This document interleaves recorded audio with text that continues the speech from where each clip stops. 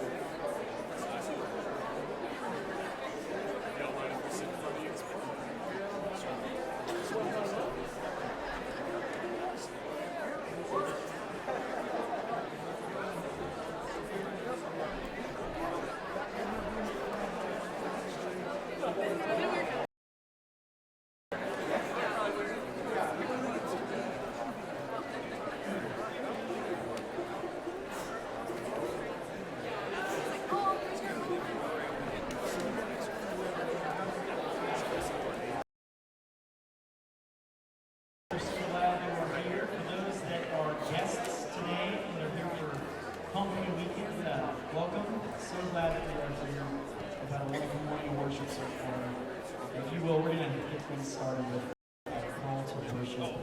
I'll start. He has compassion on all who has made. If you will stand.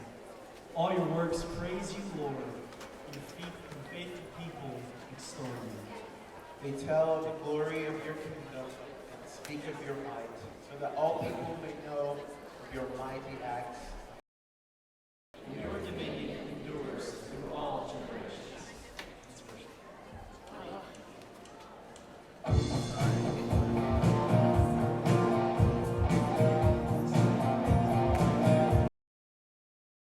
Strength will rise as we wait upon the Lord.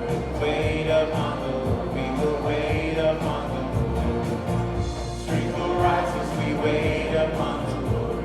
Wait upon the Lord.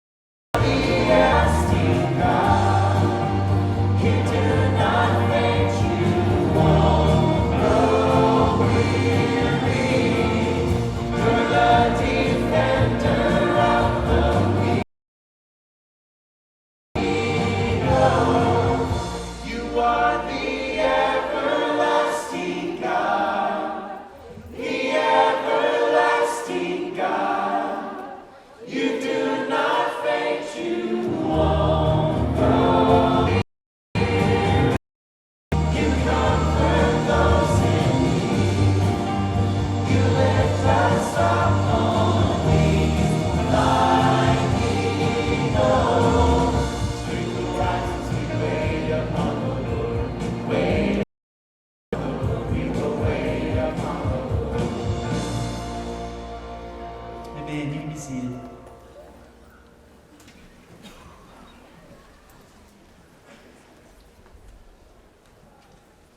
Good morning and welcome to Highland. My name is Sarah Campbell and I'm the University and Marriage Ministry. Welcome. If you are here this weekend visiting, welcome home. And if you're online, we're so glad you're here with us this morning. Our mission here at Highland is partnering with God in the restoration of all things. So we restore, updating you on that mission and our vision. And if you download our app, you can see all about the different ways that we're partnering with God. You can get on your smartphone, you go to the App Store, you look up Highland Church of Christ, and there it is. And when you download it, you can read all about it. Restoring the Highland Retreat. It is coming up November 4th, 5th, and 6th in Lakey, Texas. It is called our Family Retreat because the whole Highland family is invited. So anybody in this room who would like to go, we would love for you. The Woodards are outside in the atrium at a table, and you can go there and register. It's with our annual trunk and treat, and that is this Wednesday night from 6:30 to 7:30 in our north parking lot. There'll be bounce houses, hot dogs, candy, costumes. It'll be a lot of fun, and we hope that you will join us for that. We're still could always use more candy, so feel free to bring it back in the name of Jesus as we begin worship. So I'm going to ask you to stand and greet each other in the name of Jesus. Welcome to Highland Church.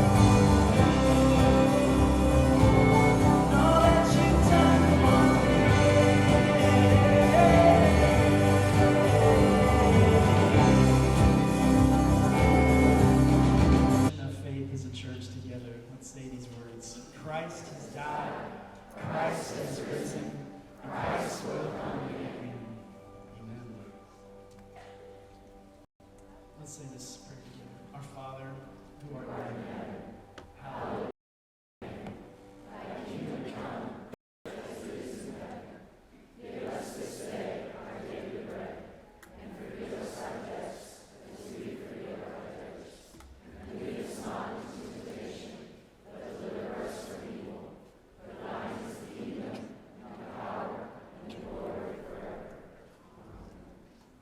In our prayers as a people, we have cards and pins to the left and right of our stage on tables that we'd ask that you write down your prayer request, whatever's on your heart, burdens that maybe you're carrying that you don't have to carry alone.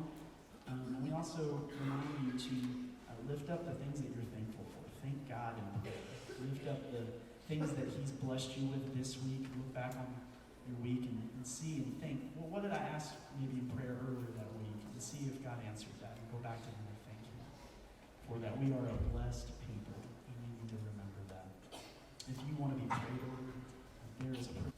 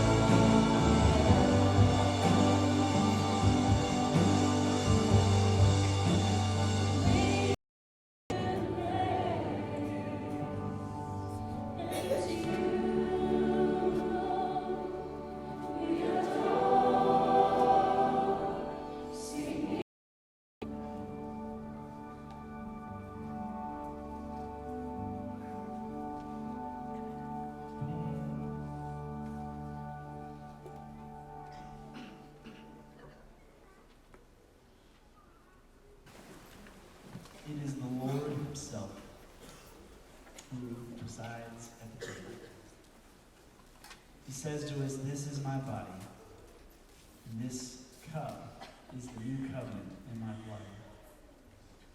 Remember that these are his own words. And these words mean nothing unless they mean that through the bread and the wine which we receive today is given to the believing soul. So we receive the presence, we find that he's able to do for us all that his disciples found that he could do for them. He brings forgiveness to us, he renews us, he teaches us what his will is that we should do. He wounds and comforts the sorrows of our life. He is bringing us back to him, and he is reminding us through this communion time that we are kingdom people. Because we are kingdom people, we are heirs to the kingdom of God. Let's pray together. Have mercy on us as we pray. Let us examine ourselves, our thoughts. Let us examine our actions and our motives and our attitudes towards others. O holy God, have mercy and forgive us our shortcomings. Help us to remember our responsibility, our stewardship to you, and the work you have given to our hands. O living God, we stand in need of your grace, your strength, and your mercy. As we eat the bread, which represents your body, which is the true and living bread, open our eyes to recognize it. Teach us to love you above all else. As we drink the cup which represents Christ's blood shed for us, we thank you for the new covenant. Love one another, which is written on our hearts. Let us Love renew us for loving service and sacrifice for others. May this Lord's Supper energize every area of our lives and enable us to transcend our circumstances, our inadequacies, and our enemies. Almighty God, who is able to do immeasurably more than all we touch and empower us, so that our lives are transformed today, we praise you, Lord in heaven, for making us your own people through the death and the resurrection of your Son, Jesus Christ. Abide.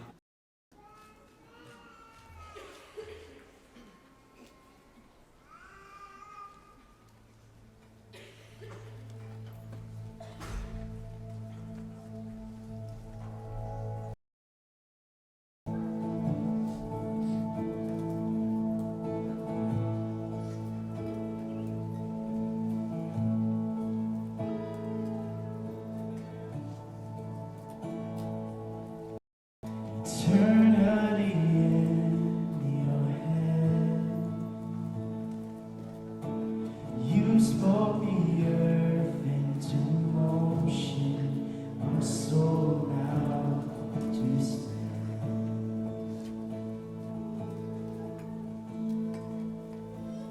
You stood failure,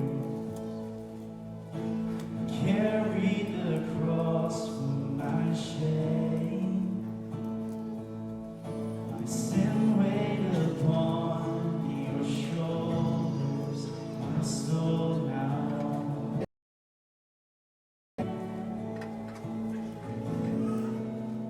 What could I do?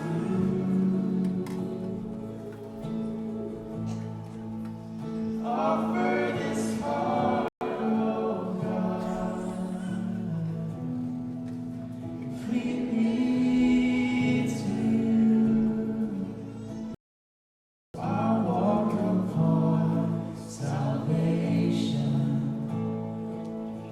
your spirit alive in me.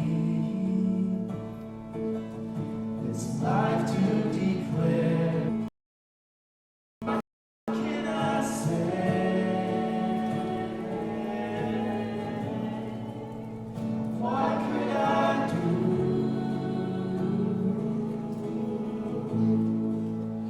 Offer this heart, oh God,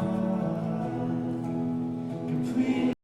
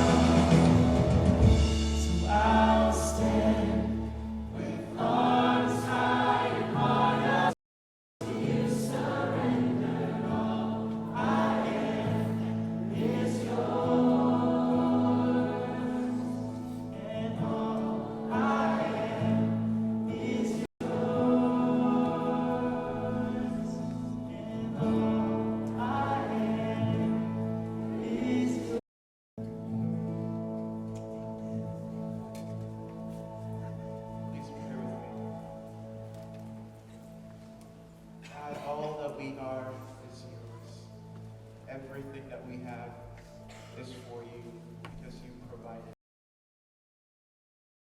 that we give to you. I ask that you continue to teach us how to love you as you have always loved us. I ask that you give us. Thank you for dying on the cross for our sins. And thank you, Holy Spirit, for coming down and living with us and inside of us. In all of this, we ask in your son's name. For those of you that are involved in his kids' worship, you can exit now out those back doors. John is being born again. Jonathan's wife, Leslie, is pregnant, about to have the baby any day. And so today he's pitching us his amazing idea to do a video about being born again while Leslie is having her baby. Like, while she's having the baby. Jonathan has had some really crazy ideas I've ever heard. I can't. Leslie, I don't know how someone who's on their 5th kid can be so clueless. Look, I don't expect people to get how a great visionary's mind works. But if you don't want to allocate, you're doing good. Keep breathing, Les. You're doing great. And so here we are. We talked about this, babe. But I will labor. I will suffer on your behalf. I can still see you.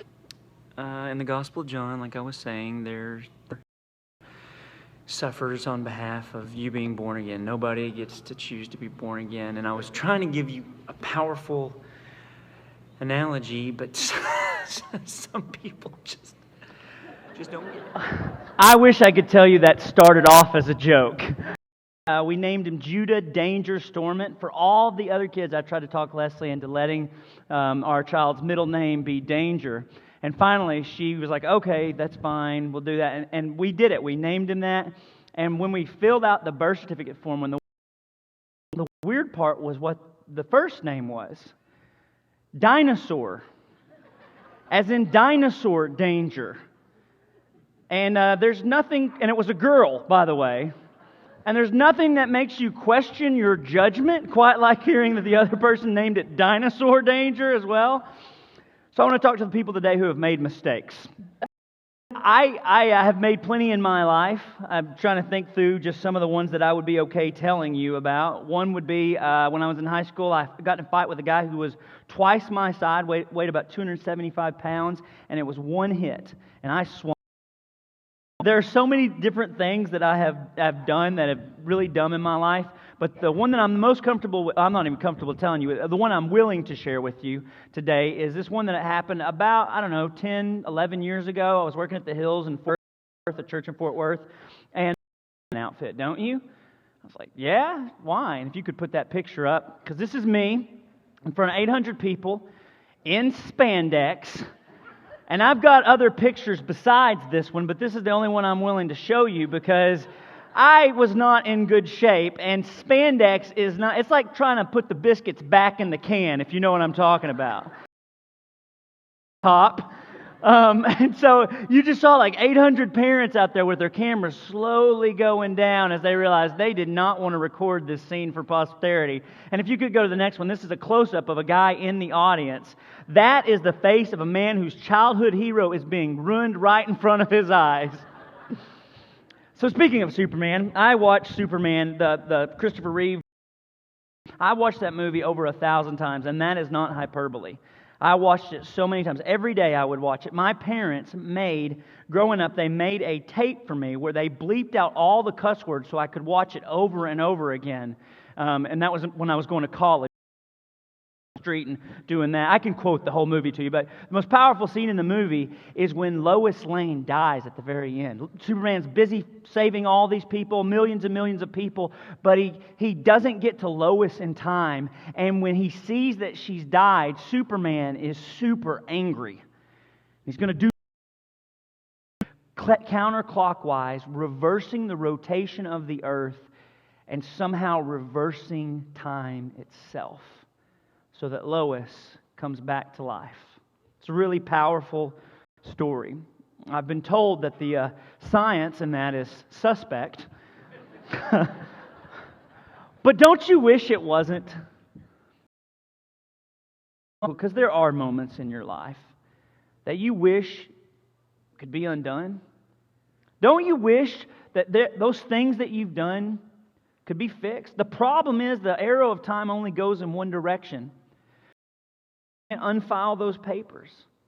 What's done is done, and there isn't any superpower that can undo it. The mess that we've made of our life, the mess that we've made of other people's lives, there isn't a mulligan big enough for that. And for some of you, your greatest fear is that that stuff isn't public yet.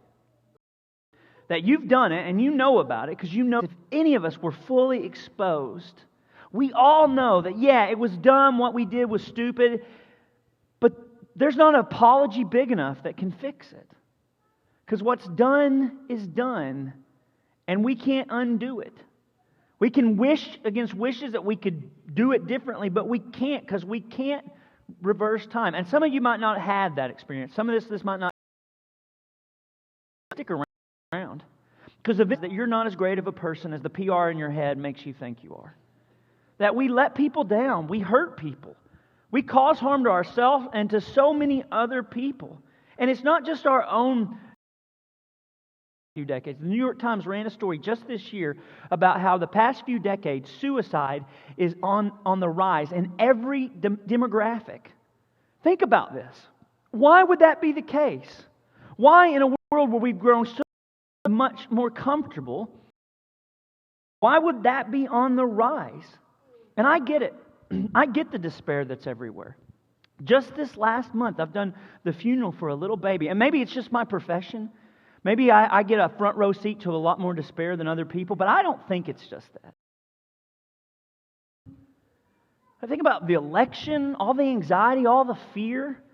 Think about there are clowns on the loose. On our prayer wall back there, I just saw it. It said, "Purge clowns." We're going through a series on the Gospel of John, and today, since there's been a lot of guests, I wanted to step back and kind of give an overview for what John is doing, because John actually is brilliant, and he's addressing our deepest concerns and anxieties. Because this is the gospel. Jesus lives the life that you couldn't live.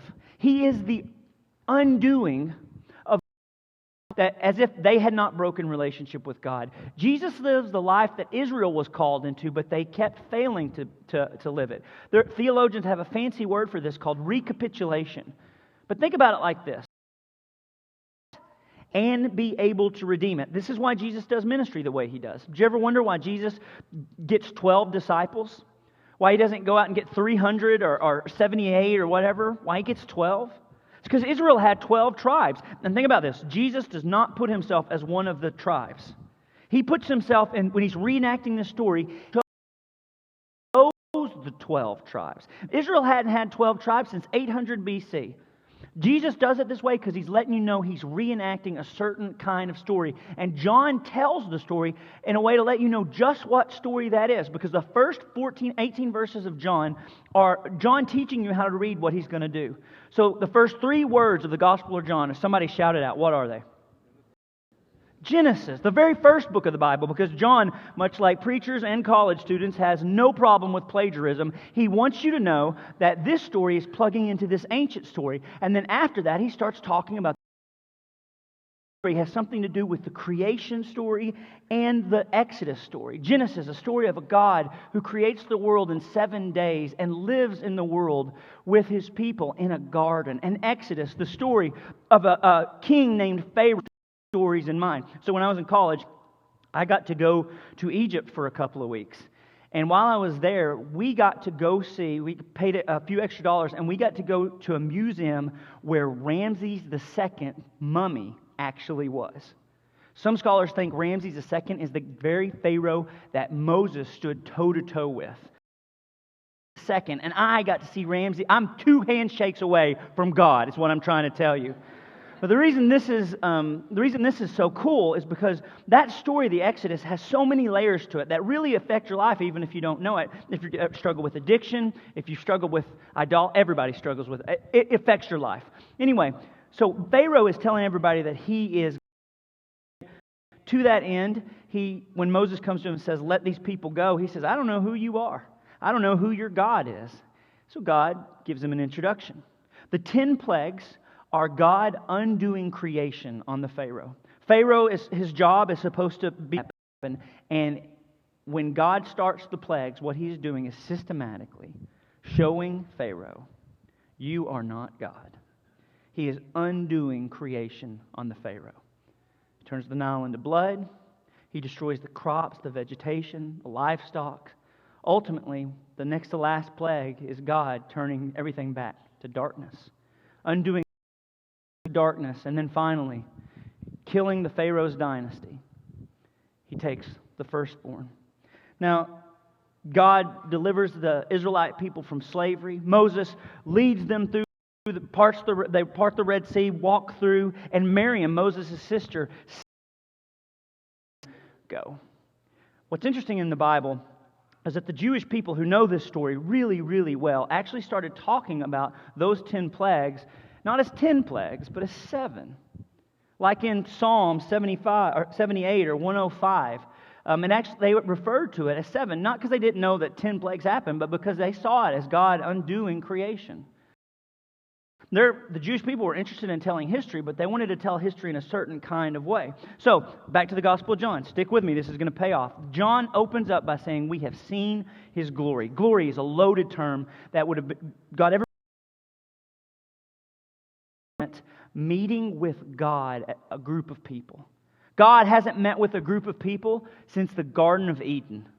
He hasn't met with more than one person since the Garden of Eden. What's happening at Sinai is a reversal of the consequences, but to be free to be His people.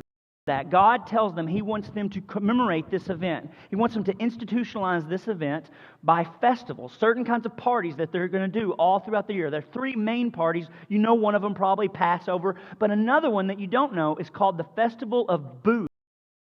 The Festival of Booths were actually, they would go out.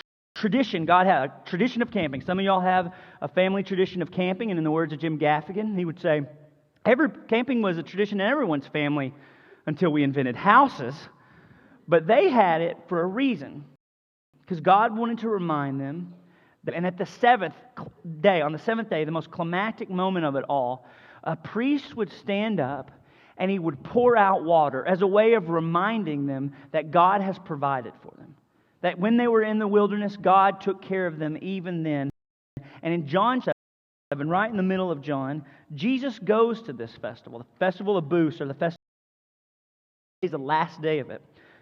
Jesus goes to this festival, and in verse 37 it says, on the last and greatest day of the festival, when the priest would have been standing up about to pour out the water, Jesus stands up and in a loud voice says, if anyone is thirsty, come to me for drink. Water, and Jesus stands up before him. He's like, he totally Kanye West this guy. He says, if what the guy is offering in the future, I have now on tap. This is going to get Jesus killed, right? I mean, he is recentering this whole story, centering it. This is so cool what I'm about to tell you, right in the middle of John. John is telling you Jesus does this because this is at the heart of who Jesus is. From the beginning, John is trying to plug this story into the story of Genesis and Exodus. He didn't tell us everything that Jesus did. He said, if I was to tell you every miracle Jesus did, the books, right? So instead, John just tells you about a certain amount of miracles. He calls them signs that Jesus does. Somebody tell me, how many numbers of signs are there in the Gospel of John? 7. What else did God do? Is Jesus oppression. Jesus, in the Gospel of John, is reversing the plagues of Egypt. Because in Exodus, God makes the water undrinkable. In the Gospel of John, Jesus makes it wine. God turns it into blood. Jesus turns it into wine. In the Gospel of John, in the book of Exodus, God destroys the crops. He undoes creation. In the Gospel bread. And in the book of Exodus, God cripples people with boils. In the Gospel of John, Jesus heals the cripples. In the book of Exodus, God turns out the light on Pharaoh. In the Gospel of John, Jesus heals the man born blind. In the book of Exodus, God takes the life of the firstborn. In the book of John, God of the firstborn. In Jesus' ministry, He is setting creation right. He is standing opposed to all those who would oppose God's good world and making it the way it was always intended to be. And the Gospel of John closes powers and principalities of the day. They kill him. They think they're done with him because that's what happens when people die usually. And only one person goes to visit him, a woman named Mary, a friend. It says, then the disciples went back to where they were staying. Now Mary stood outside the tomb crying. As she wept, she bent over to look inside the tomb. They've taken my Lord away, she said, and I don't know where they've put him. At this she turned around and saw Jesus standing there, but she did not realize that it was Jesus. He asked her, woman, why are you crying? Who is it you're looking for? Read these next 4 words with me, or 5 words. Thinking he was the gardener. Wasn't it where God started this whole thing? Thinking he was the gardener. Who is it you are looking for? She said, sir, if you've carried him away, tell me where you have put him and I will get him. And Jesus said to her, Mary, except he doesn't call her Mary. This is the only time on the other side of death. He's gone through the Red Sea of death that we're all terrified of, and on the other side of it, he's telling Mary, this is the new Exodus. That's actually what the Gospel of John is trying to do. Jesus has raised from the dead. We are free from the slavery of the fear of death. John is telling you, Jesus is recreating the world. He's piecing it back together. Free from the slavery of the fear of death. Because Jesus is not just the glory of God, but He is. He's also the new Exodus. Jesus is the rock that was hit so that we could have water. Jesus is the cleft in which we can hide. He's the lamb that was slain so that we could get out of slavery. John uses that to life. So John wants you to know all your hopes, all your dreams, religious people, if you grew up hearing this story, if you didn't grow up hearing this story, Jesus is the new and better Moses. Jesus is the new and better Adam. Jesus is the new and better Jacob. Jesus is the new and better David. He is what all your hopes have always been pointing for. He is the answer to the mistakes you make, but you can't. Believes in God has to say, I don't know why God lets the world be the way it is. Christians also have to say that. But that's not all we say.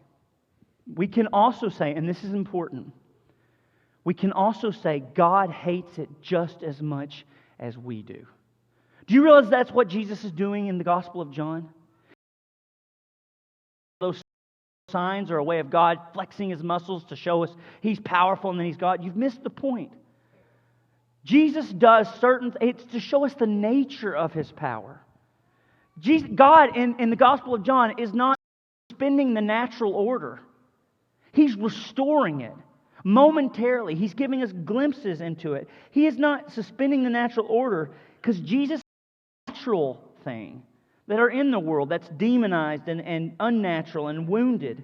Jesus has come back and in His ministry is saying the way things are now are not the way they will always be. I'll tell you what the world is supposed to be like.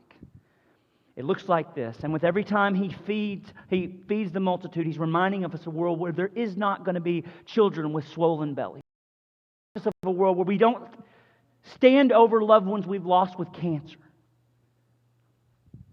When He's piecing back the world, He's reminding us of the dream that God had when He first made it all. So, this guy's name is Rick, and he said, let me tell you a story, which is a real Jewish way to answer. He said, last year my mother died. She'd been comatose for several days. And I went to Florida to sit with her in the hospital. And the whole time I was there, she didn't say anything. She didn't move. And then all of a sudden, it's beautiful. And then she laid down and died. And he told that story at her funeral. And an older Jewish man came up to him and said, I want to tell you my story. My wife and I were married for 50 years before she contracted Alzheimer's. And it was incredibly painful watching this woman that you a shell of her former self. Over time, she forgot everything. She forgot how we met. She forgot our kids' names. She forgot the story of our first date, first kiss, all of it. I had to put her in a home so that I could have help with her, but I went and visited her every day. But it was just incredibly painful because she was a shell of her everything. And I praise God because He was giving her back to me. And then later that day, she died. And he said, I realized it was not God. It was God giving her back to this Gospel of John. Do you realize the world that is coming still? All is well, and all shall be well, and all manner of things shall be well. Not because you did something. You can't. That's the point of it. The world is going to be born. It is the hope against hope. It is God making this world the way He always meant for it to be. Because what God did for Jesus, He's doing for all of us. And in that world, we will say,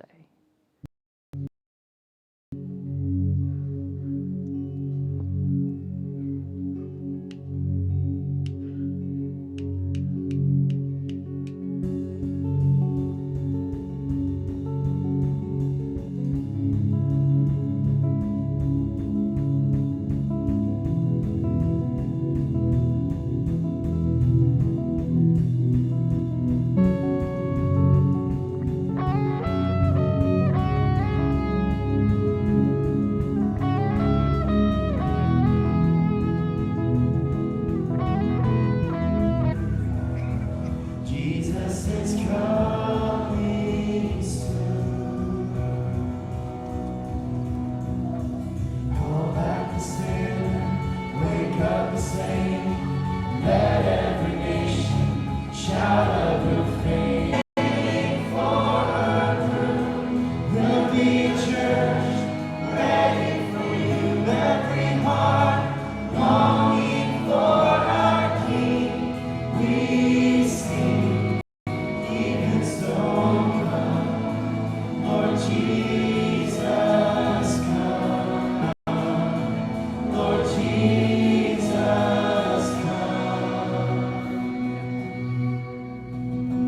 There will be justice, all will be new. Your name forever, faithful and true. Jesus is coming soon. Bride waiting for her groom. Will be a church ready for you. Every heart longing for our King. We sing, even so.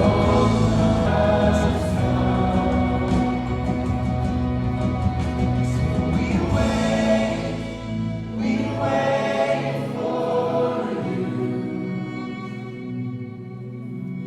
God, we wait. You're coming soon. We wait for you. God, we wait. You're coming soon. Like a bride waiting, longing for our King. We stay. Like a bride waiting for her groom. We'll be a church ready for you. Every heart, Jesus come. We sing, even so come, Lord Jesus come. Even so, Jesus.